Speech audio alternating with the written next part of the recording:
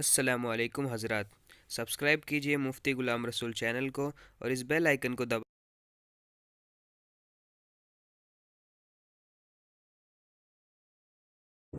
ونعوذ بالله من شرور أنفسنا ومن سيئات أعمالنا من يهده الله فلا مضل له ومن يضلله فلا هادي له ونشهد أن لا إله إلا الله وحده لا شريك له ونشهد أن سيدنا ومولانا محمدا عبده ورسوله. قال الله تعالى في القرآن المجيد: أفمن شرح الله صدره للإسلام فهو على نور من ربه.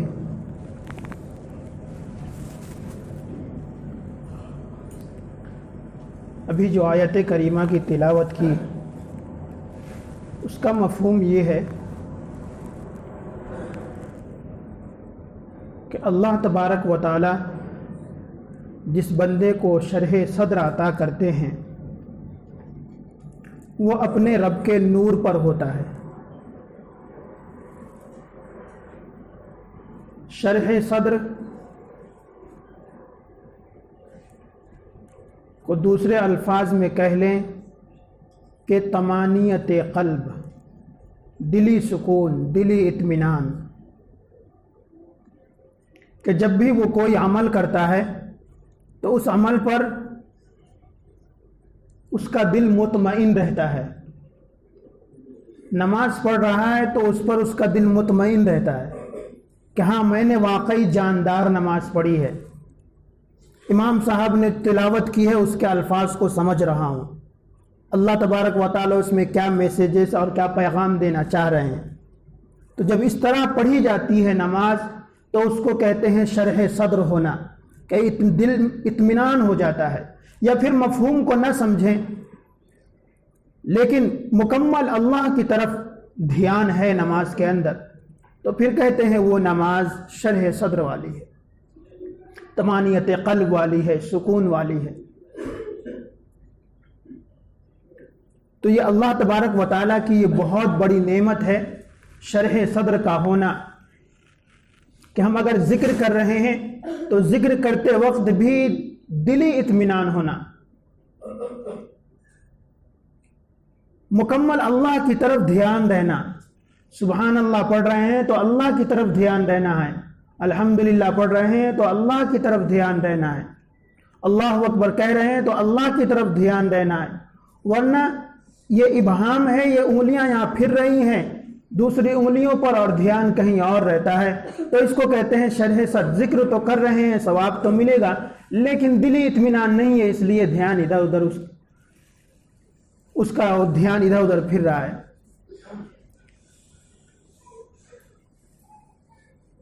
تو یہ شرح صدر پھر ہمیں حاصل کیسے ہوگا؟ کیسے ہم اس کو حاصل کر سکتے ہیں کہ ہمیں دلی اطمینان ہو جائے اپنی عبادت پر، ہم جو کام کرتے ہیں اس پر دلی اطمینان ہو جائے کہ واقعی ہم جو کام کر رہے ہیں وہ حلال طریقے والا ہے.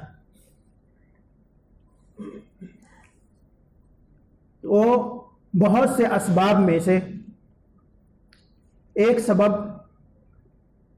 ہے ایمان کو سیکھنا اور ایمان کی قدردانی کرنا.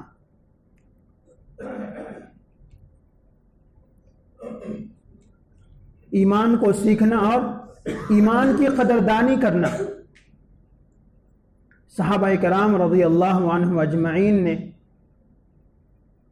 ان کا یہ معمول تھا، اور وہ یوں کہا کرتے تھے پہلے ہم نے ایمان کو سیکھا پھر قرآن کو سیکھا. ہم مسلم گھرانے میں پیدا ہوئے، ماں باپ نے بچپنے سے کلمہ پڑھوا دیا بس، اور جو رسم و رواج اور جو طریقے ہیں نماز پڑھنے کے، زکوٰۃ دینے کے، رمضان آئے تو روزہ رکھنا ہے، انہیں کو ہم سمجھتے ہیں یہی ایمان ہے.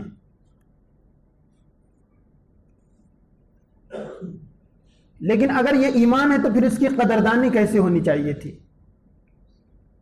صحابہ کرام نے کیوں جی جان لگا دیا ایمان کے اوپر؟ قرآن سیکھنے سے پہلے کیوں انہوں نے ایمان کو سیکھا؟ ایمان کی قدردانی پوچھیے ان سے جو غیر مسلم گھرانے میں پیدا ہوتے ہیں پھر وہ ایمان لاتے ہیں، ان سے ایمان کی قدر پوچھیے۔ یہ کیفیت صحابہ کرام کی تھی۔ آپ صلی اللہ علیہ وسلم نے فرمایا کہ تم اپنے ایمان پر ثابت قدم رہنا، اگرچہ تم آگ میں جلا دیے جاؤ یا پھانسی کے پھندے پر لٹکا دیے جاؤ۔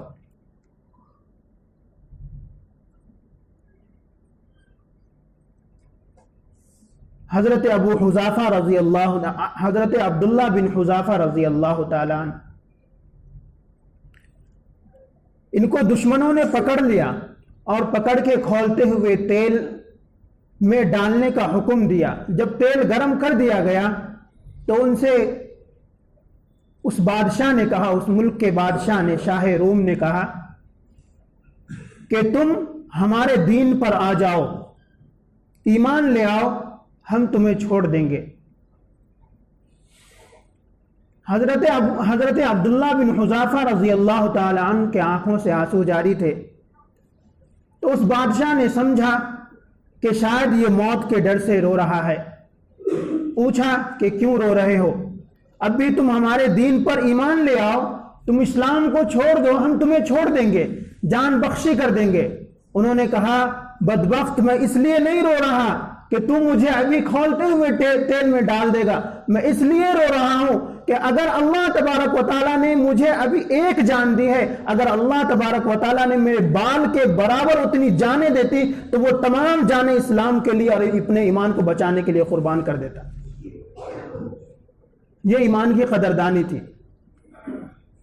یہ ایمان کو بچانا تھا۔ ہم مسلم گھر میں پیدا ہوئے، ایمان کسے کہتے ہیں؟ خود گھر میں بہت سے احادیث میں ایسے الفاظ آئے ہیں کہ انسان وہ الفاظ بولتا ہے تو ایمان سے نکل چکا ہوتا ہے۔ نام راشد رہتا ہے، خالد رہتا ہے، لیکن وہ مسلمان نہیں ہوتا جب تک کہ دوبارہ ایمان نہ لائے۔ یہ ایمان بہت نازک چیز ہے۔ اللہ تبارک و تعالیٰ نے جتنی نعمتیں ہمیں دی ہیں، خواہ مال کی نعمت ہو، جان کی نعمت ہو، بیوی کی نعمت ہو، دیگر نعمت، ان تمام نعمتوں میں سب سے بڑی نعمت جو ہے وہ ایمان کی نعمت ہے۔ اگر ہم میں سے کوئی صاحب بیمار ہو جائے تو اپنی دولت پوری صرف کر دیں گے اسی پر کہ مجھے میری جان بچ جائے، یا پھر یوں کہے گا کہ میری ماں صحت یاب ہو جائے، چاہے جتنا میں مال خرچ کر دوں، میری بیوی کو دوبارہ صحت مل جائے، یا میرا بیٹا بیمار ہے تو میرا بیٹا صحت یاب ہو جائے، اسی لیے تو میں نے کمایا ہے۔ اتنی فکر رہتی ہے۔ وہی بیوی صحت یاب ہو کر جب کہیں آپ جا رہے ہیں، ہم جا رہے ہیں اپنی بیوی کو لے کر، اور کوئی ڈاکو سامنے آ گیا اور ہماری بیوی کی عزت پر حملہ کرنے لگتا ہے تو ہمیں اپنے جان کا خطرہ ہونے کے باوجود ہم اس کے سامنے اڑ جاتے ہیں کہ یہ میری عزت ہے، تم اس پہ ہاتھ نہیں اٹھا سکتے۔ کیوں؟ یہ عزت بھی ایک نعمت ہے۔ جو بیوی پہلے کوئی نہیں تھی، آپ کے عقد میں آنے کے بعد وہ آپ کی عزت بن گئی ہے، وہ ایک نعمت ہے۔ اس کی حفاظت کرنے کے لیے ہم اپنا جی جان لگا دیتے ہیں، لیکن ایمان کی حفاظت کے لیے ہم اب تک کیا لگائے؟ یہ فتنے کا دور ہے، طرح طرح کے فتنے آ رہے ہیں۔ ہم سمجھتے ہیں کہ وہ فتنے آئے اور جا رہے ہیں، ہم اس کو دل پر لیتے ہی نہیں ہیں۔ یہ جو تبلیغ والے جو پھرتے رہتے ہیں پوری دنیا میں، ان کا مقصد ہی ہے ایمان بنانا، مسلمانوں کا ایمان بنا کے مسجد سے جوڑ دینا۔ ایمان کے اوپر صحابہ کرام نے جان لگایا، مال لگایا، وقت لگایا۔ تو یہ لوگ بھی اپنا جان لگاتے ہیں، اپنی جان لگاتے ہیں اور اپنے گھروں کو چھوڑ کر دوسری طرف آ کر علم سیکھتے ہیں، اور جو سیکھا ہے باہر جا کے گشت کرتے ہیں، لیکن ان کو ہم بیوقوف سمجھ کے آگے بڑھا دیتے ہیں، یا پھر ہم جھوٹا وعدہ کرتے ہیں چلو ہم آ رہے ہیں۔ تو یہ ایمان کی ناقدری ہوئی کہ کوئی ایمان والا ایمان کی باتیں لے کر آیا، یا تو پھر ہم اپنے بچوں سے کہہ دیتے ہیں کہ جا کے کہہ دو کہ ابا گھر میں نہیں ہے، وہ بچہ بھی آ کے کہتا ہے کہ ابو کہہ رہے ہیں ابو گھر میں نہیں ہے۔ تو یہ ایمان کی ناقدری ہے۔ وہ معصوم بچہ ہے، وہ تو سچ ہی بولے گا۔ تو ایمان کے پیچھے جان بھی لگانا ہے، مال بھی لگانا ہے، وقت بھی لگانا ہے۔ طرح طرح کے جو فتنے ہیں، ان فتنوں میں ہم ملوث ہو جاتے ہیں۔ شیطانی قوتیں مکمل اسلام پہ اپنا یلغار جمائے بیٹھی ہے۔ ان کی یہ کوشش ہے کہ یہ صرف نام کے مسلمان رہیں، ان کا نام یہ اس طرح مسلمانوں کی طرح رہے، لیکن ان کی سوچ، ان کی فکر، ان کا لباس، ان کا رہنا سہنا مکمل ہماری طرح ہو، ان کی تہذیب اور ان کا کلچر مکمل ہماری طرح ہو۔ جس طرح جمعہ کا دن ہے، مسلمانوں کا عید کا دن ہے، لیکن ایمان اتنا کمزور ہو چکا ہے کہ ہم پورے سال اپنے بچوں کو عید منانے نہیں دیتے۔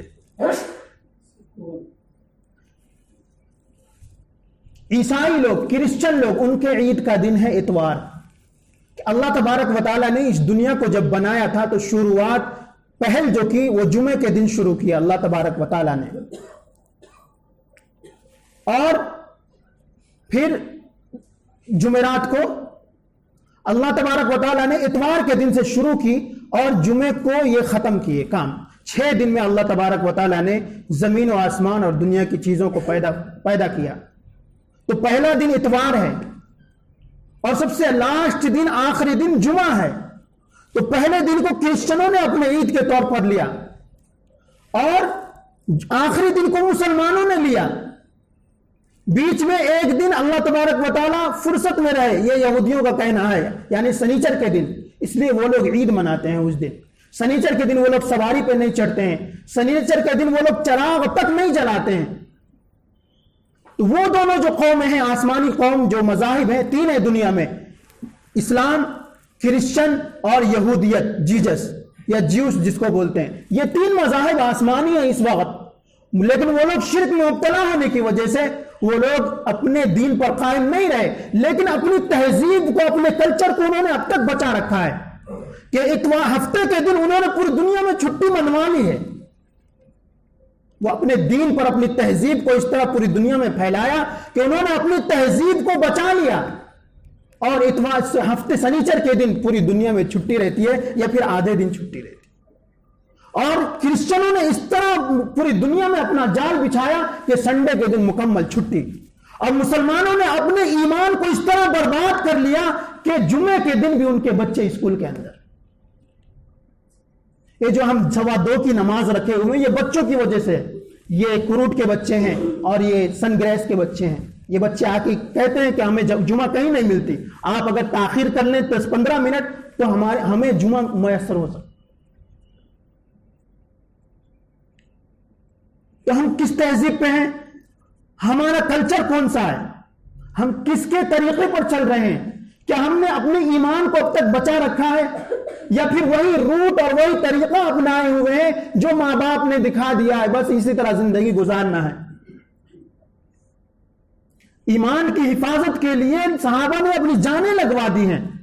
آپ صلی اللہ علیہ وسلم لوگوں کے ایمان کو بنانے کے لیے، صحابہ کے ایمان کو بنانے کے لیے، صحابہ کے بچوں کو، یتیم اور بیویوں کو بیوہ کرنے پر آپ صلی اللہ علیہ وسلم نے صحابہ کو آمادہ کیا۔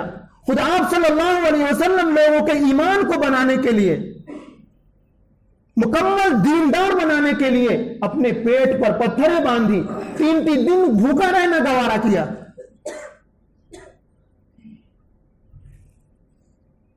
تو ضرورت ہے اس بات کی کہ ہمیں اپنا ایمان بنانا ہوگا، اور ایمان بنانے کے لیے پہلے اپنے گھر سے شروعات کرنی ہوگی۔ ایمان مکمل اس وقت تک نہیں ہو سکتا جب تک کہ بندہ اللہ تبارک و تعالیٰ کے تمام جن پر ایمان لانے کو کہا گیا ہے ان پر ایمان صدق دل سے نہ لائے، اس وقت تک وہ مومن ہو ہی نہیں سکتا۔ آمنت باللہ وملائکتہ وکتبہ ورسلہ والیوم الآخر والقدر خیرہ وشرہ من اللہ تعالی والبعث بعد الموت. ان چیزوں پر ایمان لانا فرض اور ضروری ہے، لیکن اکثریت مسلمانوں کی یہ ہے کہ یہ کس چیز اور کون سی بلا کا نام ہے جو ابھی پڑھی گئی ہے وہ تک معلوم نہیں ہے. کہاں کا ایمان ہمارا؟ سچے دل سے، زبان سے اقرار کرنا اور سچے دل سے ان چیزوں کو ماننا،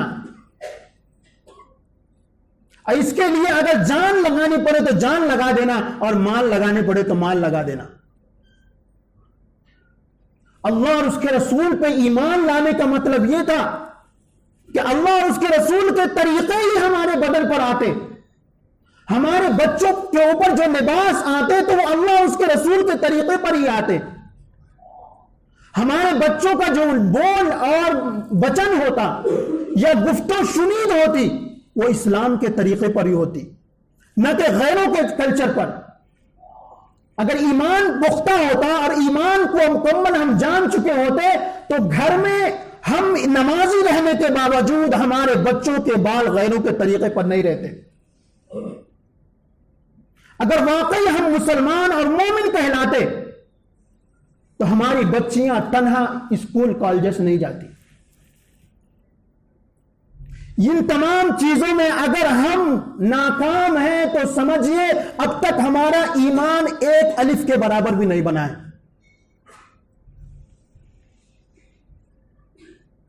مسلم بچیاں ایمان سے ہاتھ دھو رہی ہیں. سب سے زیادہ ہندوستان میں مسلم بچیاں جو غیروں کے ساتھ جا رہی ہیں اپنے ایمان کا سودا کر کے. جس شہر کو کہا جاتا ہے وہ شہر پونا ہے. روزانہ علماء وہاں دوڑتے ہیں کوٹ پر اور وہاں جا کر تصویر لیتے ہیں. روزانہ کبھی فاطمہ ہے، کبھی زینب ہے، کبھی سعدیہ ہے. اس نام کی جو نیک نام ہے، صحابیات کے نام ہے، اس نام کی بچیاں غیروں کے ہاتھوں کوٹ میرج کرنے جا رہی ہیں، ایمان کا سودا کرنے جا رہی ہیں. اس کے ذمہ دار وہ بچیاں نہیں ہیں، خود ماں باپ ہے پہلے اور معاشرہ بھی ہے. میں ہمیشہ خلاف بولتا ہوں، جب تک کوئی ایجوکیشن ختم نہیں ہوگا مسلم بچیاں غیروں کے ساتھ وہ بھاگتی رہیں گی. جب تک کوئی ایجوکیشن ختم نہیں ہوگا اس وقت تک ہمارے بچے زنا کے جرم میں مبتلا ہوتے رہیں گے.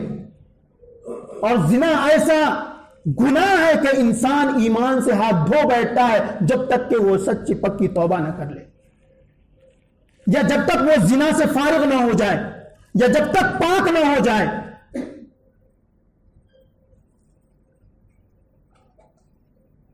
ایمان کی ہمیں قدر ہی نہیں. اس لیے صحابہ نے کہا کہ پہلے ہم نے ایمان سیکھا اس کے بعد قرآن سیکھا. نہ ہم نے قرآن سیکھا نہ ایمان سیکھا، دونوں سے ہم پہلو تئی ہیں. 1.5 سال سے یہاں پہ ہوں، کسی نے آج تک نہیں کہا کہ آپ نے جو نماز پڑھائی ہے آج اس کا ترجمہ بتا دیجئے اور مفہوم سمجھا دیجئے. یہ ہمارے ایمان کی گراوٹ ہے. کئی مرتبہ کہہ چکا ہوں کہ میں خالی رہتا ہوں، آپ جس وقت چاہے میرے پاس آ کے قرآن سیکھیے اور ایمان کو سیکھیے. 1-2 کے علاوہ کوئی نہیں آیا. کس طرح ہم آپ صلی اللہ علیہ وسلم کو قیامت کے دن اپنا چہرہ دکھائیں گے؟ قیامت کے دن اللہ تبارک و تعالی آپ صلی اللہ علیہ وسلم اللہ سے کہیں گے کہ یا ربی ھذا القوم قرآن مہجورا، کہ اے میرے رب یہ ہے میری قوم جنہوں نے قرآن کو چھوڑ دیا تھا. قیامت کے دن اللہ تبارک و تعالی جنہوں نے قرآن کو اپنے دین کو نہیں سمجھا ہوگا، اللہ تبارک و تعالی اس کو قیامت کے دن اندھا اٹھائیں گے. تو وہ کہے گا اللہ تبارک و تعالی میں تو دنیا میں دیکھتا تھا اب میں اندھا کیسے ہو گیا؟ اللہ تبارک و تعالی کہیں گے تو نے مجھے بھلا دیا تھا، آج میں تجھے بھلا دیتا ہوں. فَأَنْسَاهُمْ ذِكْرَ اللَّهِ، انہوں نے اللہ کی یاد کو اور اللہ کے دین کی طرف کو انہوں نے بھلا دیا تھا، تو قیامت کے دن اللہ تبارک و تعالیٰ بھی بلا دیں گے جہاں تیرے بچے، تیری بیوی سب کچھ تھی نا، اسی کے پیچھے تو مان لٹایا کرتا تھا اور اسی کے پیچھے تو نے جی جان اور پوری زندگی لگائی، ان سے مدد مانگ اگر وہ دیندار ہے تو، ان سے کیا سفارش کرے؟ لیکن نہ ہمارے بچے دیندار ہیں نہ ہم دیندار ہیں۔ قرآن میں اللہ تبارک و تعالیٰ نے کہا یا ایھا الذین آمنوا لا تلہکم اموالکم ولا اولادکم عن ذکر اللہ، اے مومنو ایسا نہ ہو کہ تمہارا مال اور تمہاری اولادیں دین سے، اللہ کے ذکر سے دور نہ کر دے۔ ایسا مت کرنا۔ ہم جو تباہ و برباد ہیں، ہم جو اپنے دین کو چھوڑے ہوئے ہیں، اپنی تہذیب کو چھوڑے ہوئے ہیں، اپنے کلچر کو چھوڑے ہوئے ہیں، غیروں کے طریقے کو اپنائے ہوئے ہیں، غیروں کے رسم و رواج ہمارے گھروں کے اندر ہے، اس کی وجہ صرف یہی ہے کہ ہم مال کے پیچھے ہیں اور اپنے بچے، اپنی اولادوں کے پیچھے، ان کے فیوچر بنانے کے لیے اور اپنے فیوچر بنانے کے لیے۔ یہ دو ہی مقصد۔ ایمان کدھر گیا؟ پہلے ایمان کا ذکر ہے، ایمان والو، ایمان چاہے کہیں چلا جائے۔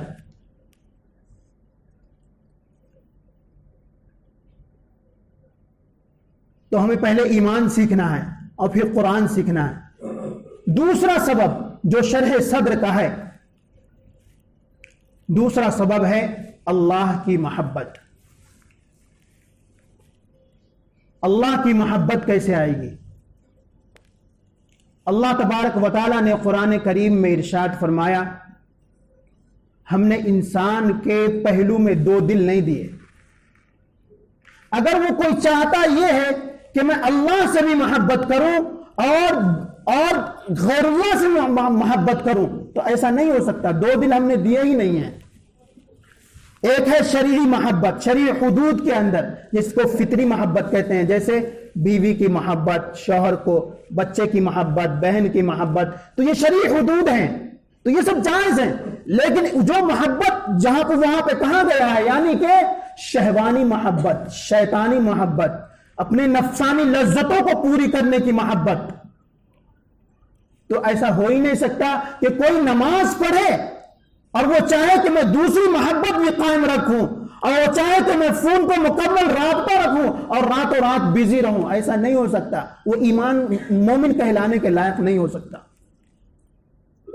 کیونکہ نماز کہتے ہیں، روزانہ خطبہ میں، ہر جمعے کو ہم خطبہ میں سنتے ہیں کہ نماز قائم کیجئے، اس لیے کہ نماز انسان کو بری چیزوں سے اور بری باتوں سے روکتی ہے۔ جب نماز ہی ہم صحیح سے قائم نہیں کر رہے ہیں، جمعے کو جمعہ قائم کر رہے ہیں، تو پھر ہم کیسے بری باتوں سے رک سکتے ہیں؟ یا پھر ہماری نماز ہی جاندار نہیں ہے، تو پھر ہم کیسے بری باتوں سے رک سکتے ہیں یا بچ سکتے ہیں؟ تو دوسری چیز ہے کہ شرح صدر ہونے کے لیے اللہ کی محبت دل میں بٹھانا۔ ہمارا حال یہ ہے، ہمارا حال شیخ سعدی رحمہ اللہ کے بچپنے کا سا ہو گیا ہے۔ شیخ سعدی رحمہ اللہ وہ اپنے مثنوی میں اور اپنی کتاب میں لکھتے ہیں کہ میں چھوٹا تھا، میری ماں نے سونے کی انگوٹھی دی تھی اور وہ پہنا دیا تھا، میں باہر نکلا اور مجھے ایک ٹھگا مل گیا، اور اس نے کہا، اس کے جیب میں گڑ کی ڈلی تھی، وہ ڈلی نکالا اور اس نے کہا تم اپنی انگوٹھی چوسو۔ تو وہ کہتے ہیں کہ میں اپنی انگوٹھی چوسا، تو بولا کہ کچھ مزہ آیا؟ تو شیخ سعدی نے کہا کہ مجھے کچھ مزہ تو نہیں آیا۔ اس کے بعد وہ گڑ کی ڈلی ہاتھ میں جو تھا اسے کہا کہ اس کو چوسو بچے، تو انہوں نے کہا میں اس کو چوسا تو میٹھا لگا۔ تو اس نے کہا مزہ کس میں ہے؟ تو انہوں نے کہا میرا بچپنا تھا، بولا تھا، میں وہ گڑ کی ڈلی کو چوسا، میٹھی لگی تو میں اس کو لے لیا اور سونے کی انگوٹھی دے دیا۔ یہی حال ہمارا ہو گیا کہ دنیا کی آرائش و زیبائش غیروں نے ہمیں دکھلائے، غیروں نے ہمیں دنیا کو اچھے طریقے پر پیش کیا، اور اس کے چمک اور دمک کے پیچھے اس طرح مگن ہو گئے کہ اپنی قیمتی سرمایہ علم اور اللہ کی محبت سے دور ہو گئے اور نفسانی خواہشات اور نفسانی اور شہوانی محبتوں کے پیچھے پڑ گئے۔ تیسری چیز جو ہے جس سے شرح صدر اللہ تبارک و تعالی عطا کرتے ہیں، اور یہ جو بہت بڑی نعمت ہے وہ علم کا حاصل کرنا، کہ بے علم نتوا خدا را شناخت، چون شمع از پائے علم باید غداخت، کہ بے علم نتوا خدا را شناخت۔ آپ کتنی عبادت کر لیں، جب تک اللہ کی معرفت حاصل نہیں ہوگی اللہ کو پہچان ہی نہیں سکتے ہیں۔ جب تک علم حاصل نہیں ہوگا اللہ کو ہم پہچان ہی نہیں سکتے ہیں۔ عبادت جو ہم سیکھ لیے بس اتنے میں ہی محدود ہم رہیں گے، لیکن جو چاشنی آنی چاہیے وہ بغیر علم کے نہیں ہوگا۔ علم حاصل کریں گے تبھی تو قرآن سمجھ میں آئے گا کہ کیا پڑھ رہے ہیں، علم حاصل کریں گے تو تبھی تو سمجھ میں آئے گا کہ ہم حدیث جو پیش کرتے ہیں عربی میں اس کا کیا مفہوم ہے۔ تو بغیر علم سے ہم پوری زندگی جہالت میں گزار دیتے ہیں، ہزاروں کتابیں غیروں کی پڑھتے ہیں، کبھی توفیق نہیں ہوتی کہ ایک سال میں قرآن کو سمجھ کے پڑھ لوں۔ تو تیسری چیز ہے کہ علم حاصل کرنا، اور یہ علم کیسے حاصل ہوگا؟ علم حاصل ہوگا دینی مجالس میں بیٹھنے سے، علماء کی صحبت میں بیٹھنے سے، احادیث کے مذاکرے سے، اور دعائے مسنونہ یاد کرنے سے۔ ان تمام چیزوں سے ہمیں اللہ کی معرفت ہوگی۔ اللہ کی معرفت کسے کہتے ہیں؟ اللہ کی معرفت کسے کہتے ہیں اور کیسے حاصل ہوگی؟ ایک تو علم کے ذریعے ہے۔ جب علم حاصل ہوگا تو اللہ کی معرفت کیسے حاصل ہوگی؟ کہ اللہ نے جتنی چیزیں پیدا کی ہیں اس میں ہم غور کریں گے۔ میرا بچہ ہے یہ اس دن طوطا مجھے دکھایا، اس نے اس کا نام مٹھو رکھا ہے۔ پھر میں اس پہ غور کیا کہ یہ کس وجہ سے مالک اس کو اتنا چاہتا ہے، کس اسباب کی بنا پر، کہ وہ پہلے جو چیز بھی بازار میں جو بھی پھل آتا ہے وہ خرید کے لا کر وہ اپنے مٹھو کو، اپنے طوطا کو دیتا ہے۔ کس بنیاد پر؟ 3 بنیاد پر، صرف 3 چیزوں کی وجہ سے۔ ایک تو یہ کہ جب وہ گھر میں آتا ہے تو اپنے مالک کو پہچانتا ہے۔ ہم اپنے مالک کو ابھی تک نہیں پہچانے۔ ہم مسلمان اپنے مالک کو، اپنے اللہ کو ابھی تک نہیں پہچانے۔ دوسری چیز وہ بتاتا، وہ نام سیکھتا ہے، اپنے مالک کا نام بولنا سیکھتا ہے۔ ہم ابھی تک اپنے مالک کا نام، کتنے نام ہیں ابھی تک نہیں سیکھے ہیں۔ اپنا مالک اپنے کتاب میں کیا کہنا چاہ رہے وہ نہیں سیکھے ہیں، بلکہ ایمان تک صحیح سے نہیں سیکھے ہیں۔ تیسری چیز جس کی وجہ سے وہ آدمی اس طوطا کو اتنا چاہتا ہے، تیسری چیز یہ ہے کہ کوئی اجنبی آتا ہے تو اس کو وہ چیخنے لگتا ہے، کوئی نیا آدمی آتا ہے وہ چیخنے لگتا ہے۔ یہ 3 چیزوں کی وجہ سے اس کا مالک اس کو اتنا چاہتا ہے کہ جو پھل بھی مارکیٹ میں پہلے آتا ہے وہ اس کو لا کر پہلے کھلاتا ہے، بعد میں خود کھاتا ہے۔ ہم اپنے مالک کے کتنے وفادار ہیں، یہ ہم اپنا خود تجزیہ کریں اور اپنا محاسبہ کریں۔ اور جب محاسبہ کریں گے تو ہمیں محاسبہ کرتے وقت ہمیں کیا کرنا چاہیے، وہ اس کو پائے تکمیل تک پہنچائیں۔ ایک اعلان سن لیں کہ 2 تاریخ سے ہمارے پاس جو بچے اسکول کے ہیں، کالجز کے ہیں، فری رہتے ہیں، صبح 8 بجے سے 10 بجے تک ہمارے پاس تعلیم رہے گی۔ وہ آ کر دینیات، احادیث وغیرہ سیکھیں، اور حضور صلی اللہ علیہ وسلم کی کتنی بیٹیاں تھیں، خلیفہ کتنے تھے، مشہور فرشتے کتنے ہیں، انبیاء مشہور کتنے ہیں، یہ سب سیکھنے کو ملے گا۔ اپنے بچوں کو ایسی وقت وہ گیم میں گزارتے ہیں، موبائل کے گیم میں، اس کو لا کر یہاں پہ 2 گھنٹے رکھیں گے تو کچھ وقت قیمتی ہوگا ان کے لیے۔ اللہ تبارک و تعالی ہمیں کہنے سننے سے زیادہ عمل کرنے کی توفیق عطا فرمائے۔ وآخر دعوانا ان الحمدللہ۔